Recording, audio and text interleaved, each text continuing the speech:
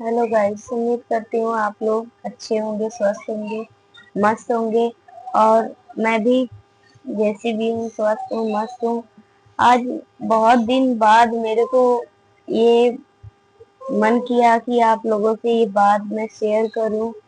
मैं ऐसे तो मेरा मन बहुत दिन से था कि मैं ये बातें आप लोगों को बताऊं, क्योंकि जिस तकलीफ से मैं गुजरी हूँ उस तकलीफ से मैं और किसी को नहीं चाहती हूँ कि वो गुजरे इस तकलीफ से, जिस तकलीफ से मैं गुजरी हूँ।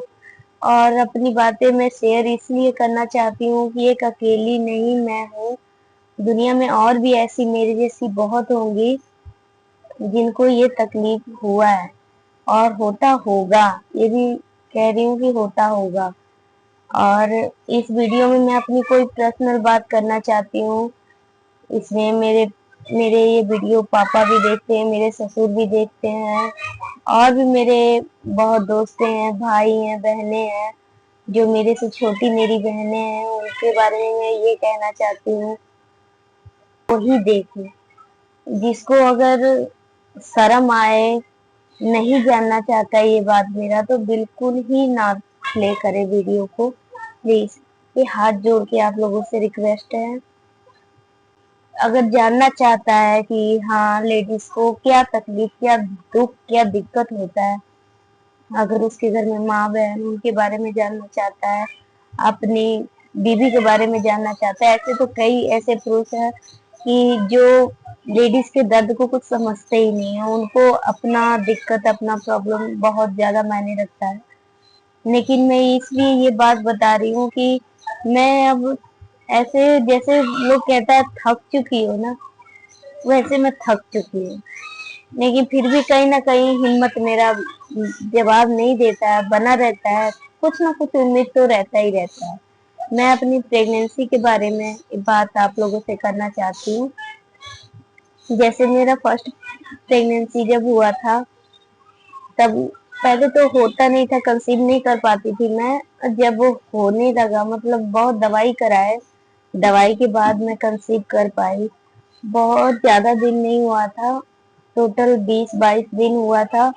जब मेरे को दिक्कत होने लगा, पेन होने लगा पेट में, तो मेरे को डॉक्टर के पास लेकर गए, मेरी सास लेकर गई हैं, और मेरे पति भी गए थे मेरे साथ। और दोनों जने गए थे, लेकिन ये डॉक्टर बोला था कि इनको बेड रेस्ट चाहिए, इनको फुल 3 महीने के लिए बेड रेस्ट करवाओ।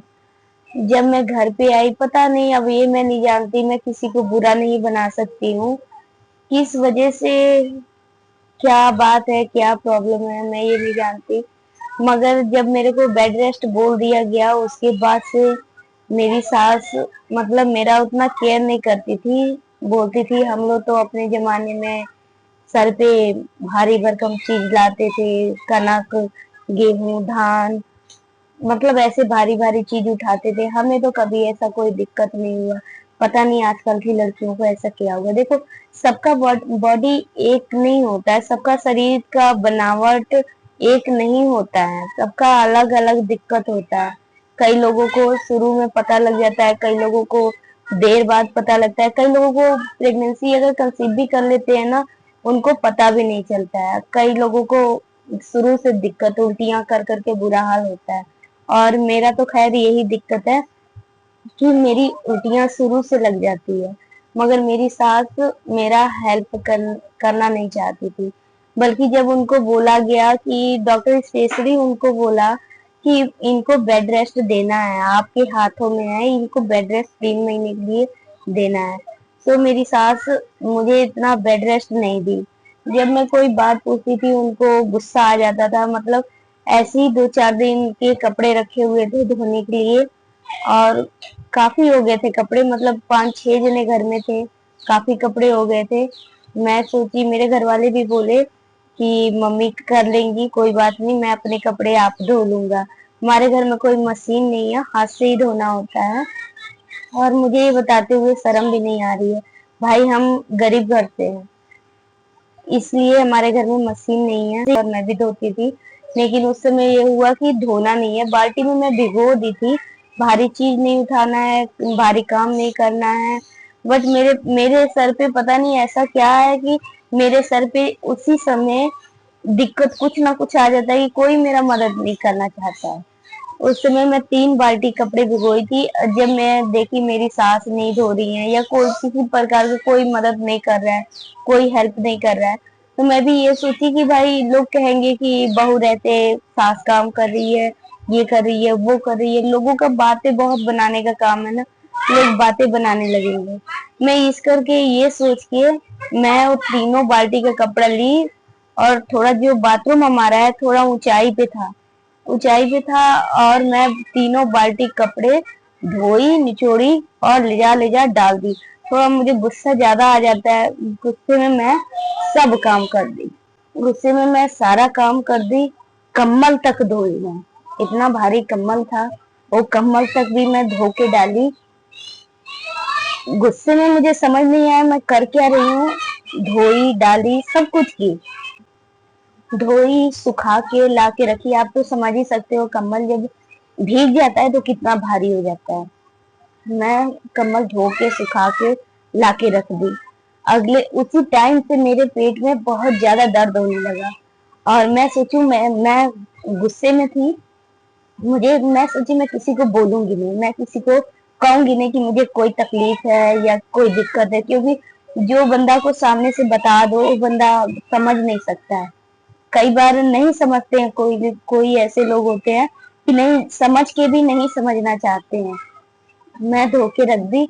अगले दिन सवेरे, रात भर मेरे पेट में दर्द हुआ, अगले दिन सवेरे 6 बजे मेरे को हल्का हल्का स्पॉटिंग शुरू हो गई, हल्का हल्का ब्लडिंग होने लगी। फिर मेरे पेट में दर्द भी काफी जोर से होने लगा था। 21-22 दिन का मेरा प्रेगनेंसी था। वैसे मेरे को शो नहीं करता है, बट फिर भी उस समय था, डॉक्टर चेक किया था, बोला था हाँ है। उस समय जब हमें अस्पताल लेकर गए, मतलब डॉक्टर लेकर गए, एक मैडम थी, अभी भी रहती हैं, इसी एरिया में है, उनके पास लेकर गए। वो बोले कि देखो अगर बच्चा, पहले तो आप स्कैनिंग करा के लाओ, अगर बच्चा बचा होगा तो हम आपको बचा देंगे, ठंडा टीका लगा देंगे और 3 दिन लगातार पानी चढ़ेगा। तो मैं तो हाथ जोड़ के बस रोती रही, कहती रही कि बस मेरा बच्चा बचा लो, मेरा बच्चा बचा लो। मैं यही कहती रही। लेकिन उस समय जब मेरे घर वाले मुझे लेकर गए स्कैनिंग के लिए, उस समय यही रिपोर्ट में आया कि मेरा मिसकैरेज हो चुका है, मेरा मिसकैरेज हो चुका है। वो सुन के मेरे लगा ना मेरे पैरों के नीचे से जमीन निकल गई। लेकिन मैं फिर भी हिम्मत जुटा ली, कोई बात नहीं, ये नहीं अगला सही। फिर दोबारा मेरे को प्रेगनेंसी हुई। जब भी मेरे को प्रेगनेंसी होती है उस समय मेरे को बेड रेस्ट की बहुत ज्यादा जरूरी होती है। ये होता है बस बाथरूम करने अपने पैर पे जा सकती हो, बाकी कुछ भी नहीं करना। लेकिन उस समय मेरा कोई मदद नहीं करता, कोई सपोर्ट नहीं करता है मुझे कि तू मेरी बहन है, बेटी है, या मेरी बहू है, मेरी घरवाली है, मैं तेरा सपोर्ट कर रहा हूँ। ऐसा कोई कुछ भी नहीं सोचता है।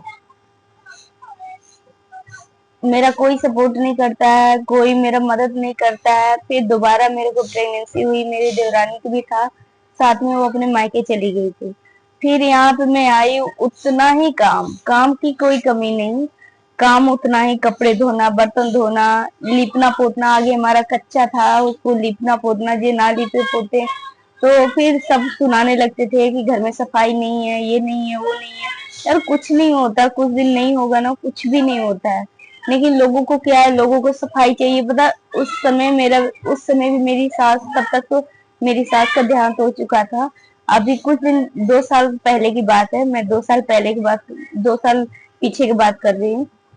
उस समय मेरी सास का देहांत हो चुका था, और मेरी देवरानी भी प्रेग्नेंट थी, वो भी गांव गई हुई थी, और मैं भी थी। तो मेरा 1 महीना का हुआ था, मतलब 1.5 महीने के करीब करीब हो चुका था। उसके बाद से मेरा कोई मदद नहीं किया। घर में सारा वही काम, झाड़ू पोछा बर्तन, जो भी भारी काम होता है सारा मैंने किया। उसके बाद से एक दिन राखी वाला दिन था।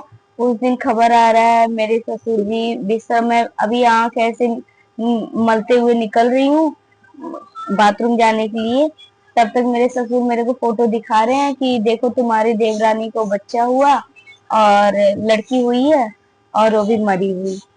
अब मेरे को ना टेंशन बहुत ज्यादा हो जाता है, चाहे मैं किसी से कोई बात करूं ना करूं, मगर सबके दुख सुख में मेरे को आगे होना होता है। मेरे दिल में कुछ होने लगता है कि हाँ उसके बाद से उसी टाइम से मुझे लगा कि मेरा सिर घूम गया और शरीर में पूरा कपकपी होने लगा। कपकपी होने लगा। थोड़ी देर बाद मैं अपने मायके को आई अपने भाई लोगों को राखी बांधने के लिए। बहुत जोर पेट में दर्द होता रहा। मेरे घर वाले बोले कि अगर ज्यादा दर्द हो रहा है तो चलो पहले दवाई लाते हैं, चलो पहले दवाई लाते हैं। मैं उनको मना करती रही। मैं सोची ऐसे थोड़ा सा टेंशन ले ली उसकी वजह से दर्द हो रहा है, ठीक हो जाएगा ठीक हो जाएगा, मैं यही सोचती रही। और राखी के अगले दिन मैं अपने घर गई, मतलब राखी वाले दिन ही चली गई थी, मतलब अगले दिन मेरे इतना जोर दर्द हुआ। फिर स्पॉटिंग से शुरू हो गया, फिर मतलब ब्लडिंग होने लगा।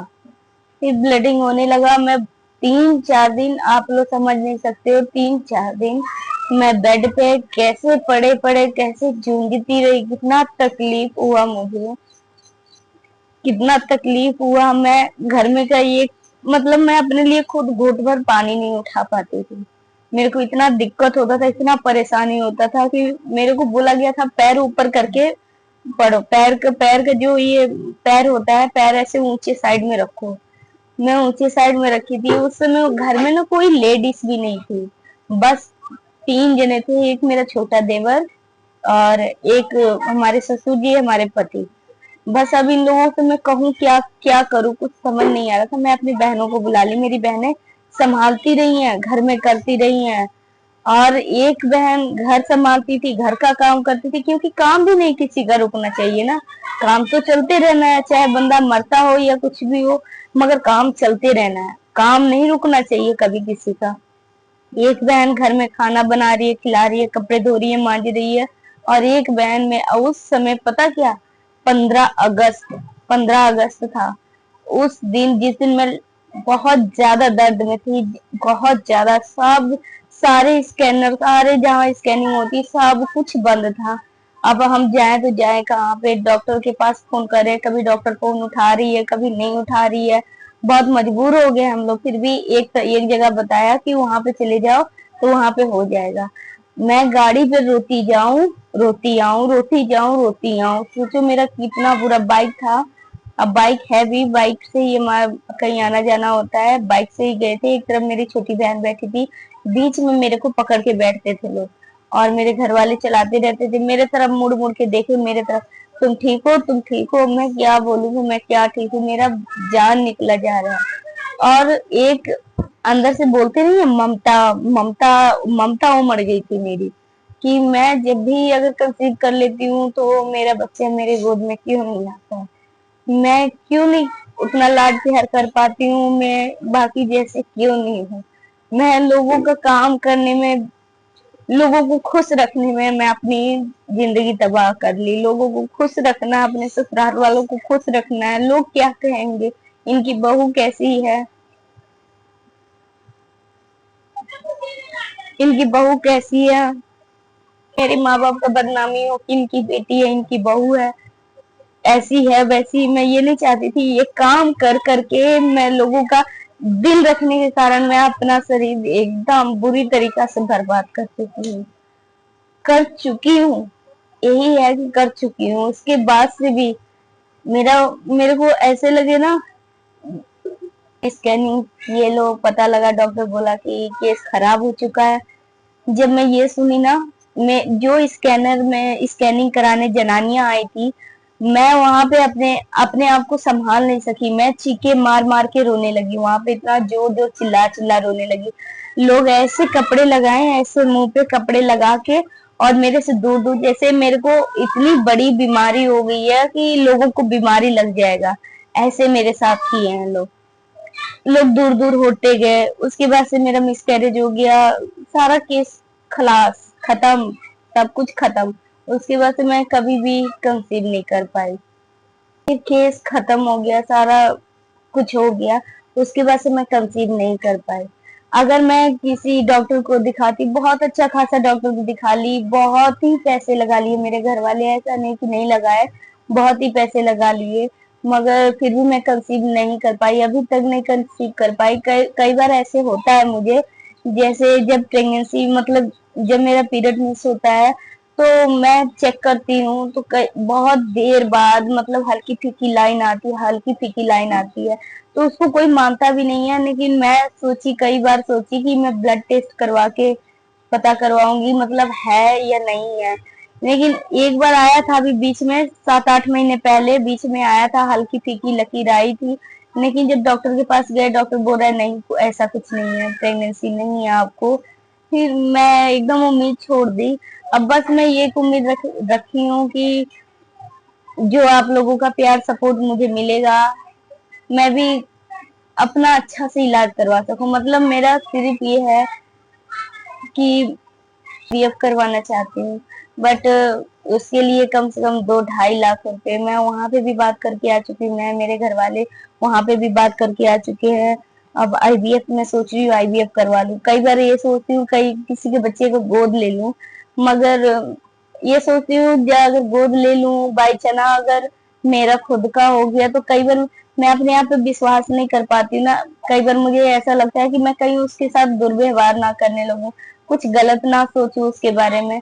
मैं ये सोचती हूँ या तो अगर मैं गोद ले लूं बच्चा तो मैं हमेशा के लिए उम्मीद छोड़ दूं कि मैं अपना बच्चा ना पैदा करूं। और जी अगर मैं ले रही हूँ, अगर मेरा हो गया तो फिर मैं क्या करूंगी।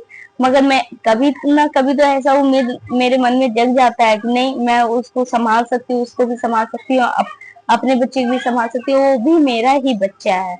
मेरे को मेरी जहाँ मैं काम करती हूँ वो भी समझाई है कि वो भी तेरा ही बच्चा है, जो तू सिखाएगी जो तू बोलेगी वही वो करेगा, क्योंकि वो भी तेरा ही बच्चा होगा। मन में गलत चीजें मत सोचो।